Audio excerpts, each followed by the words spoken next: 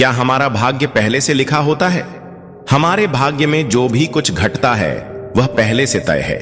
दोस्तों, गरुड़ पुराण में बताया गया है कि मनुष्य के भाग्य में जो भी कुछ जन्म से मृत्यु तक जो भी घटना घटता है वह पहले से तय होता है। दोस्तों, मृत्यु और जन्म ही एक ऐसा सत्य है जिसे कोई टाल नहीं सकता है।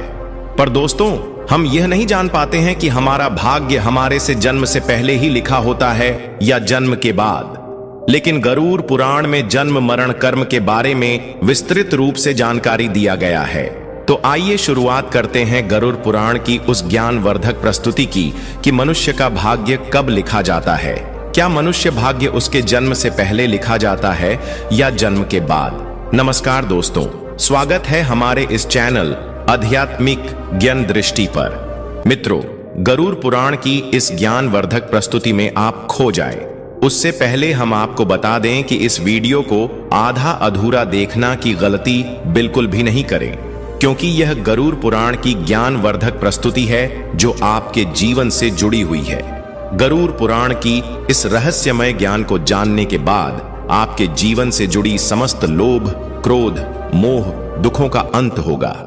मित्रों, भगवान श्री कृष्ण कहते हैं, कभी भी किसी व्यक्ति को गरुड़ पुराण की बातों को आधा अधूरा नहीं सुनना चाहिए, क्योंकि आधा अधूरा ज्ञान हमेशा विष के समान होता है। इसीलिए मित्रों, आपसे यही आग्रह है, आप इस वीडियो को बिना स्किप किए अंत तक जरूर देखिए। साथ ही इस वीडियो को एक लाइक करके चैनल को अवश्य सब्सक्राइब कर लीजिए। और हां दोस्तों, कमेंट बॉक्स में जय श्री कृष्णा लिखकर ईश्वर को आप अपना आभार व्यक्त जरूर कर दीजिए। इससे आपके जीवन से सभी दुखों का अंत होगा। आइए दोस्तों, जानते हैं गरुड़ पुराण में श्री कृष्ण ने बताए हैं कि हर मनुष्य के जीवन में जो कुछ भी होता है वह जन्म से पहले से तय होता है, उसे कोई टाल नहीं सकता है। दोस्तों, गरुड़ पुराण हमें जन्म मरण से लेकर वर्तमान जीवन कैसे जिए यह सभी चीजों के बारे में सिखाते हैं। आइए दोस्तों, आज हम एक कथा के माध्यम से जानते हैं कि हमारा भाग्य जन्म से पहले लिखा जाता है या जन्म के बाद, जो गरुड़ पुराण और स्कंद पुराण के द्वारा बताया गया है, जो श्री कृष्ण ने स्वयं नारद से बतलाया था। आज हम उन्हीं कथा को जानेंगे। मित्रों, एक समय की बात है, द्वारका नगरी में श्री कृष्ण अपने दिव्य आसन पर बैठे हुए थे।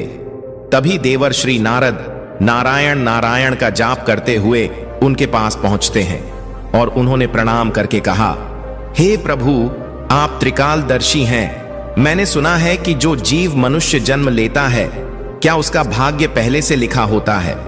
हे प्रभु, मैं जानना चाहता हूं कि मनुष्य के साथ जो कुछ घटना घटित होती है वह उसके जन्म से पहले तय होती है या वह पिछले जन्म का भोग भोगता है?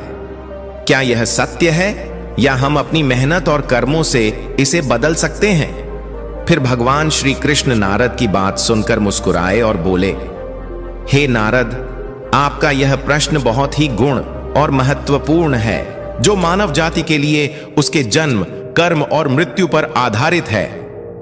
फिर कृष्ण बोले, हे नारद, मैं तुम्हें एक कथा सुनाता हूं जो न केवल तुम्हारे इस प्रश्न का उत्तर देगी, बल्कि हर मनुष्य के लिए एक चेतावनी और प्रेरणा भी होगी। तुम इस कथा को पूरे ध्यान पूर्वक आखिरी तक सुनो। कृष्ण बोले, हे नारद, यह गरुड़ पुराण की है। जो यह कथा को आधा अधूरा सुनने की गलती करता है उस पर भारी संकट आती है, क्योंकि आधा अधूरा ज्ञान हमेशा विष के समान होता है। कृष्ण बोले, हे नारद, इस कलयुग भरी संसार में जो मनुष्य इस कथा को पूरे ध्यान पूर्वक आखिरी तक सुन लेगा और समझ लेगा, उसका इस संसार से सभी पाप, कर्म, क्रोध, मोह से मुक्ति मिलेगा। फिर नारद बोले, हे प्रभु, मैं उस कथा को पूरे ध्यान पूर्वक आखिरी तक सुनूंगा। आप उस कथा को निश्चित हो सुनाएं। फिर श्री कृष्ण ने नारद को वह कथा सुनाते हुए कहा, हे नारद, प्राचीन काल में एक विशाल और समृद्ध राज्य था जिसका नाम अक्षयपुरी था। उस राज्य का शासक राजा रत्नधर था। राजा रत्नधर अत्यंत धर्मात्मा और न्याय प्रिय था। वह सदैव अपने राज्य के प्रजा के कल्याण के लिए काम करता था और धर्म का पालन करता था। उसे भगवान से एक संतान का आशीर्वाद चाहिए था, ताकि वह अपने राज्य का कार्यभार किसी योग्य उत्तराधिकारी को सौंप सके। फिर हे नारद, राजा रत्नधर और रानी दोनों ने कई वर्षों तक तपस्या की। इससे भगवान शिव ने प्रसन्न होकर उसे संतान होने का वरदान दिया। फिर एक दिन भगवान शिव के आशीर्वाद से रानी गर्भवती हुई। राजा और रानी अत्यंत प्रसन्न थे, क्योंकि वे चाहते थे कि उनका बेटा महान शासक बने और राज्य को सुख समृद्धि की ओर ले जाए। परंतु जब रानी ने बेटे को जन्म दिया तो वह बच्चा विकलांग और शारीरिक रूप से कमजोर था। उसके शरीर की हड्डियां टूटी हुई थीं और वह शारीरिक रूप से सक्षम नहीं था। राजा रत्नधर का दिल टूट गया। उसने भगवान से यह सवाल पूछा कि ऐसा क्यों हुआ। तब राजा रत्नधर ने भगवान श्री कृष्ण से मिलने का निर्णय लिया और उन्हें अपने दुखों को साझा करने के लिए वहां पहुंचे। राजा ने भगवान से पूछा, हे प्रभु, मैंने इतनी तपस्या की, यज्ञ किए, फिर भी मेरे बेटे का जन्म विकलांग क्यों हुआ? मैंने भगवान शिव से आशीर्वाद लिया था, लेकिन ऐसा क्यों हुआ? क्या यह मेरे भाग्य में पहले से लिखा हुआ था? फिर श्री कृष्ण मुस्कुराए और कहा, हे राजा, तुम सही कहते हो कि तुम्हारा पुत्र विकलांग जन्मा है।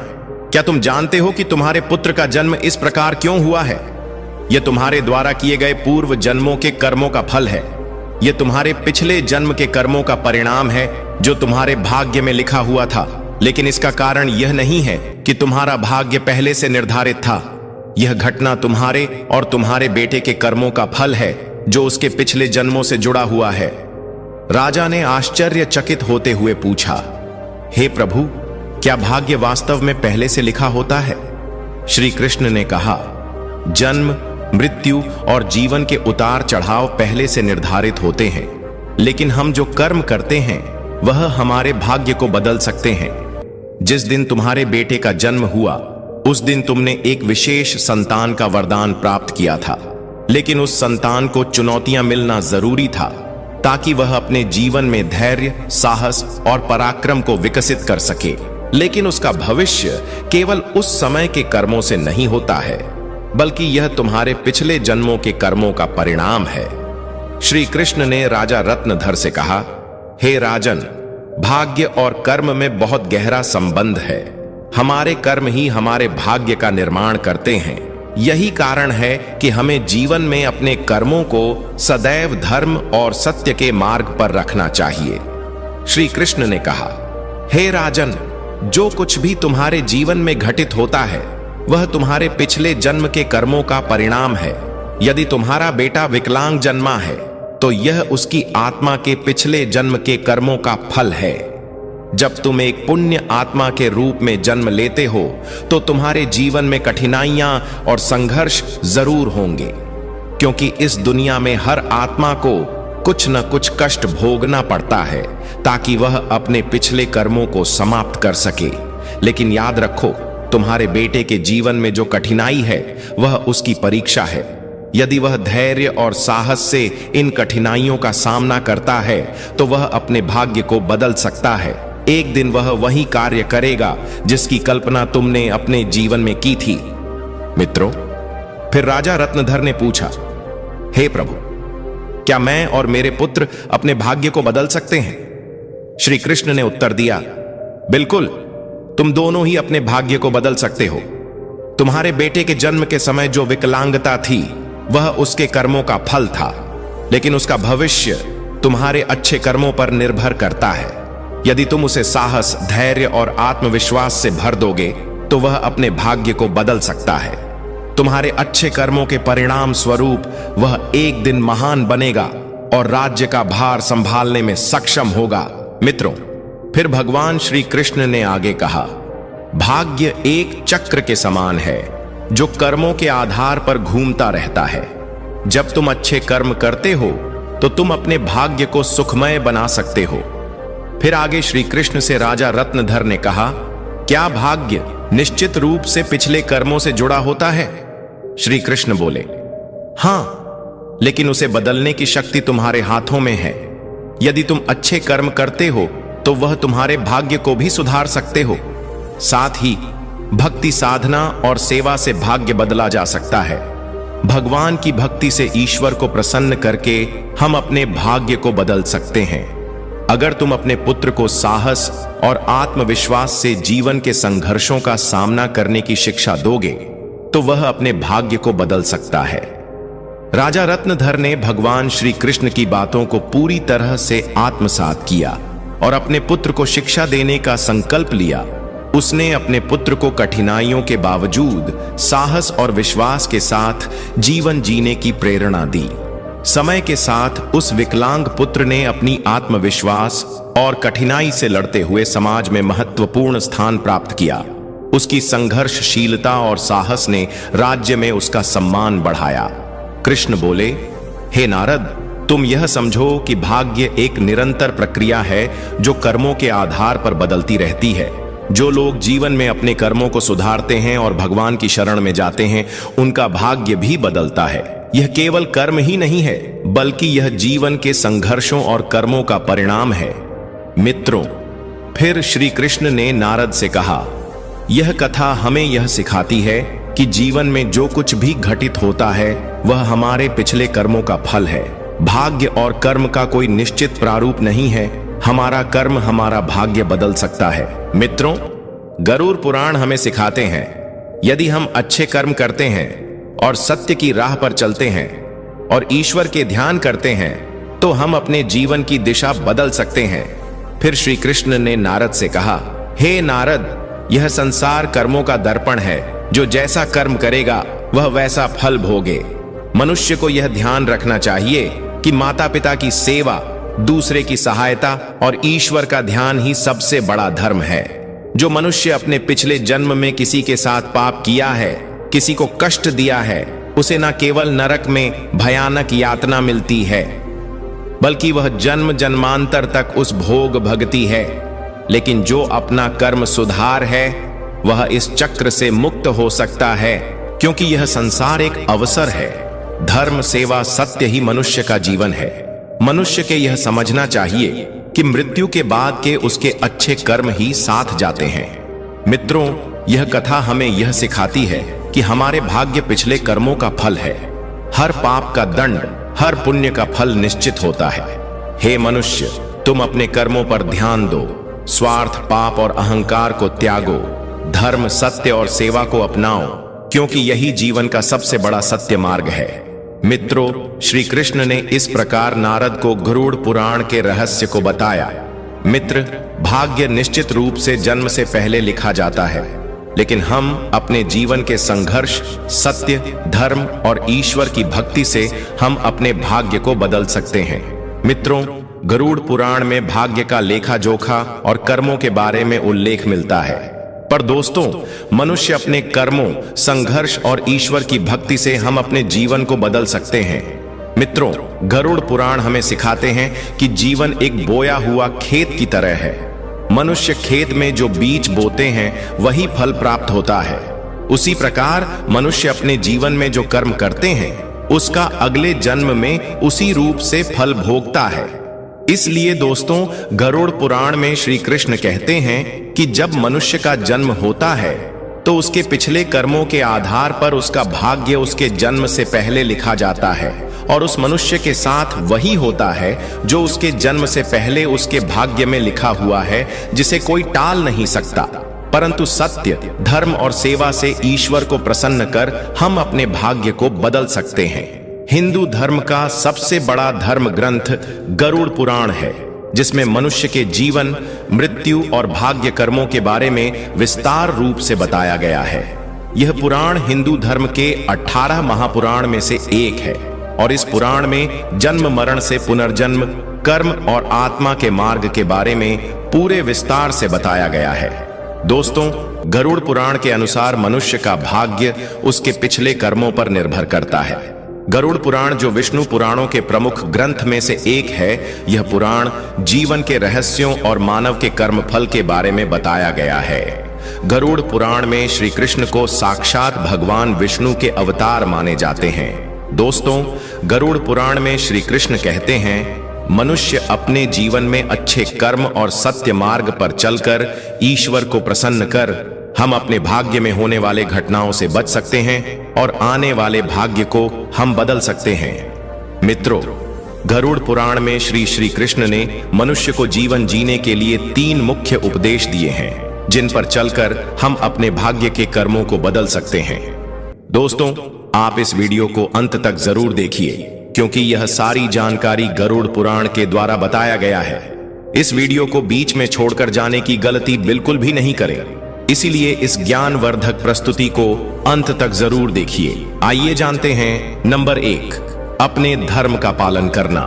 मनुष्य का जन्म किसी खास उद्देश्य के लिए होता है। जो मनुष्य अपने पिछले जन्म में पाप करता है, वह इस जन्म में भी उस पाप का भोग भोगता है, क्योंकि मनुष्य के जन्म से पहले उसका जन्म से मरण तक का भाग्य पहले तय होता है।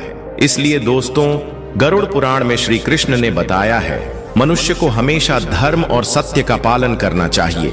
इससे हमारे पिछले जन्म के पाप से बच सकते हैं। ईश्वर की भक्ति से हम अपने जीवन को बदल सकते हैं। हम सभी ऊंचाई तक पहुंच सकते हैं। दोस्तों, यह जीवन एक अनमोल उपहार है। आप इसे व्यर्थ न जाने दें। सही कर्म और धर्म का पालन से हम अपने जीवन को अगले जन्म में होने वाले घटनाओं से बच सकते हैं। यह न केवल आपके लिए है, बल्कि इसे पूरे समाज और दुनिया के आप प्रेरणा का स्रोत बन सकते हैं। नंबर 2, माता पिता सेवा और आदर करना। दोस्तों, गरुड़ में श्री कृष्ण कहते हैं कि मनुष्य को हमेशा अपने माता पिता की सेवा करनी चाहिए, क्योंकि माता पिता के ही चरणों से तीनों लोकों का स्वर्ग है। जो लोग माता पिता को नहीं मानते, उनका आदर नहीं करते, उन्हें न केवल नरक में भयानक यातना भोगनी पड़ती है, बल्कि उसके अगले जन्म में भी भारी संकट भोगना पड़ता है, और वह मनुष्य अपने पाप का परिणाम जन्म जन्मांतर तक उस कर्म का भोग करता रहता है। नंबर 3, अहंकार। दोस्तों, गरुड़ पुराण में श्री कृष्ण ने बताया है, मनुष्य का सबसे बड़ा शत्रु उसका अहंकार होता है, जो मनुष्य को अपने कर्मों से दूर कर देता है। जिस मनुष्य के मन में अहंकार प्रवेश कर जाता है, वह मनुष्य अपने जीवन को उस ओर ले जाता है जहां उसे संकट के सिवा कुछ और नहीं मिलता। उस व्यक्ति को न केवल नरक में भयानक यातना भोगनी पड़ती है, बल्कि वह व्यक्ति अपने आने वाले भाग्य को भी नरक की ओर ले जाता है। इसलिए मनुष्य को हमेशा सत्य, धर्म और प्रेम की भावना रखना चाहिए।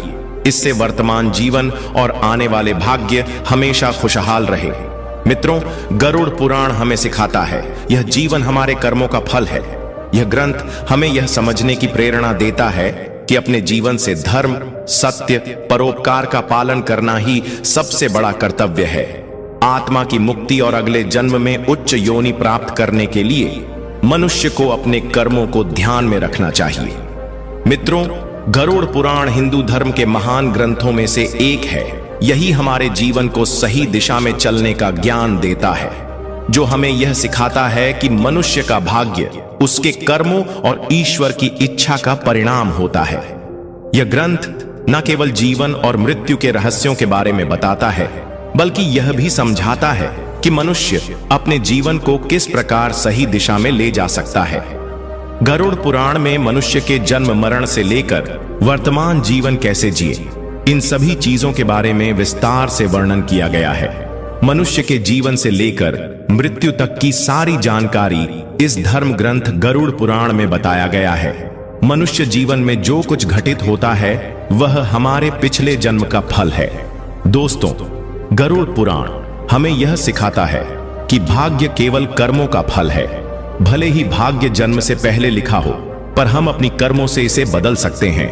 मित्रों, जीवन एक दुर्लभ अवसर है, जिसे सही दिशा में ले जाकर हम आत्मा को मोक्ष की ओर अग्रसर कर सकते हैं। धन्यवाद दोस्तों। गरुड़ पुराण के द्वारा सभी बतलाए गए बातों को अवश्य ध्यान में रखें और सत्य की राह पर चलें। इससे आने वाले जीवन अत्यंत सुखद हो। और दोस्तों, वीडियो अच्छा लगा तो इस वीडियो को लाइक करके कमेंट में जय श्री कृष्ण जरूर लिख दीजिए।